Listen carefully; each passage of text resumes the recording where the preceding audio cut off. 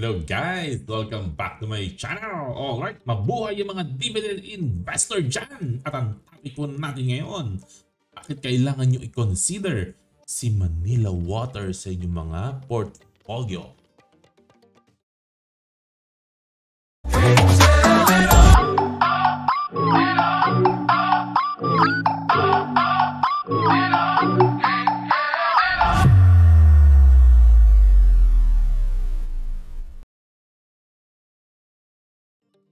Welcome back! Ayan, Manila Water po ang topic po natin ngayon. Ito ba ay isang solid na dividend stock? Yan ang pag-uusapan po natin. No? Okay, so bakit mo kailangan i-consider si Manila Water sa iyong portfolio? Ang sasagutin po natin ngayon at may relevant news po tayo later na babanggitin po natin. No? Pero una po sa lahat, no, ang Manila Water, alam na po natin yan. Utilities po ang negosyo po nito. At pag sinabi pong utilities, lagi ko po sinasabi po sa inyo, very, very resilient po. Although ang utilities po kasi, dahil po sila isang capital intensive na business, ibig pong sabihin, ang laki-laki po ng capital na kailangan, mabagal po itong mag-grow. Pero on the positive side naman po, kahit na mabagal siya mag-grow, very, very resilient po ito. No? Kahit ano po mangyari, kailangan po talaga ng tao ng tubig, iinom ng tao mga tubig, magbabayad po yan. No? Kaya napaka-resilient po talaga. Maganda po negosyo, hindi po siya basta-basta bababa or babagsak. Ayan, no? At mukhang may buying opportunity po tayo ngayon. Imagine, way back September 2021, mataas-taas po siya at 26 pesos. At ngayon mabababa po siya at 19.4 pesos. Bumaba po siya ng konti. Pero tingnan po natin later po. No? Pero kung titingnan po natin dito, parang bumaba ang presyo at mukhang may buying opportunity po tayo. And alam naman po natin, no, in the past, no, nung previous administration, nagka-problema po talaga yung iba't ibang provider po talaga ng tubig, no. Kasama na po itong Manila Water po dito eh. Kasi nga po, ayan po, no, yung medyo nagkaroon ng problema po sa previous administration na ayaw pong payagan ang increases sa tubig, although nandun naman po sa contract, no. So ganun po, kaya nagkaroon na spook po or talaga nawalan ng gana ang mga investor dito sa mga utilities po na to, sa mga tubigan po na ito. Kasi nga po, dahil nga po syempre, nagka-problema po sa previous administration. Kung tama man yun o mali, ay hindi na po natin opinion po yan. Ang importante po ay may buying opportunity na po tayo ngayon kasi syempre bago na po ang administration po natin. At ang good news po, no? Alam naman po natin ito noong December po, ito po yung balita noong December 13, 2023, medyo luma na ng konti pero bago pa rin.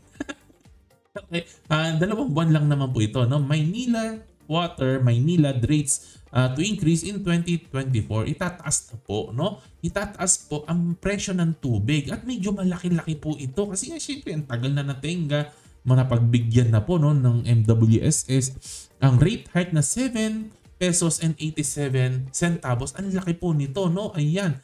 At or 6.1, depende, may konting calculation po ito. Pero regardless na po, no, basta magtataas ng significant, yun lang po ang ibig sabihin nito. From 6.4 to 7.87, no? Ayan.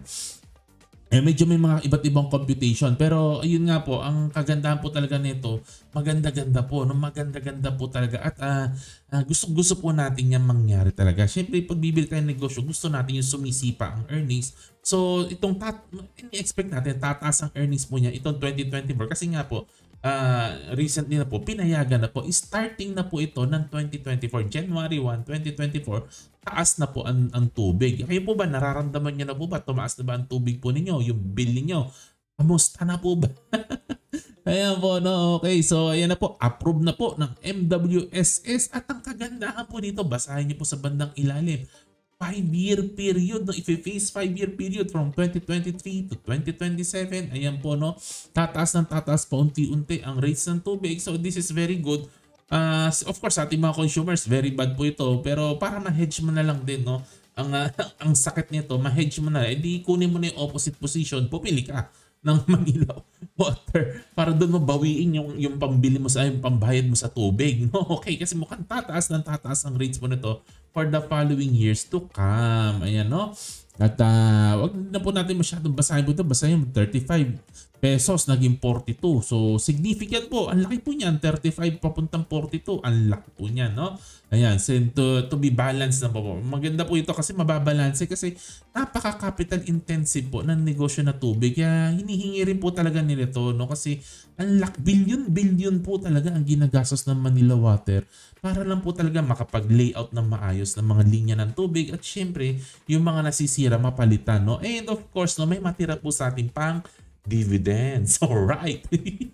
Okay, so pero feeling po natin, no, although mga capital po ito ng malaki, yung pros po nito will yung pros will outweigh the cons, no? Will outweigh the cons, no? Ayan.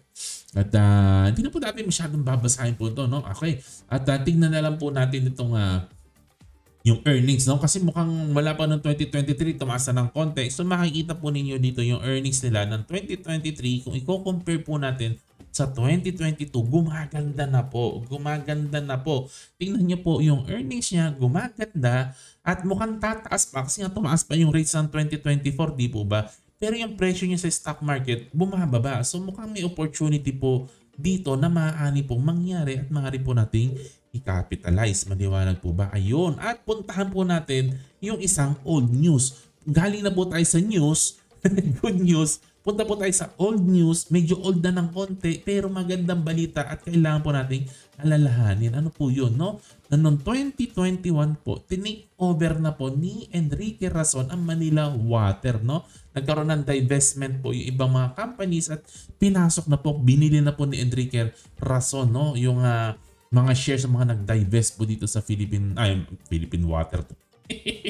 Philippine Seas, no? Manila Water ay binili na po ni Enrique Razon. And sabi nga po nung yung nakausap ko po, no, si John Lim ng Dragonfly, ang pagkakaalala yung na-share niya sa akin, ang ugali daw po ni Sir Razon ay mahilig daw po siya mag-increase ng dividends, mahilig po siya mamigay ng dividends. Anong tingin niyo po, guys, no? Kilala niyo po ba yung mga iba't ibang company ni Sir Enrique Razon? Talaga bang ganyan niya siya?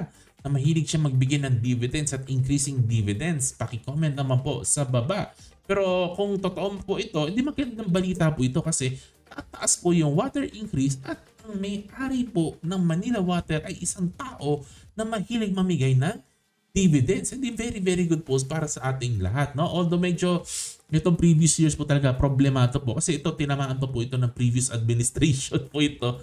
Tinamaan ng previous administration, tinamaan po ng pandemic at siguro humina-hina talaga ng konti kaya yung dividends natin medyo mahina-hina ng konti, no? Pero bumawi na po ng 2023 at dahil nag-increase po ang earnings ng 2023, in-expect po natin malamang sa malamang po yung 2024 na dividend yields baka mas mataas po. Baka pumalo po tayo ng 4-5%. Who knows, no? Pero mukhang mas mataas ang dividends ng 2024, no? Compare sa 2023. Yun po ang sana po na mangyari. And hopefully, things go well po. So guys, ano po sa tingin po ninyo? Maganda po ba itong Manila Water? Sa tingin po ninyo? Ako, sa tingin ko sa mga balita po doon na nababasa po natin, kung naghahanap-hanap po kayo ng medyo solid na position at hindi naman po tayo nagmamadaling yumaman, hindi po natin hinahangad na lumipad ang stock natin at gusto po natin na slowly lang na i-build ang ating portfolio, baka po pwede po itong i-add as a way of diversifying our portfolio. Pero share your thoughts naman po, no? And of course, disclaimer po, hindi po natin pinapromote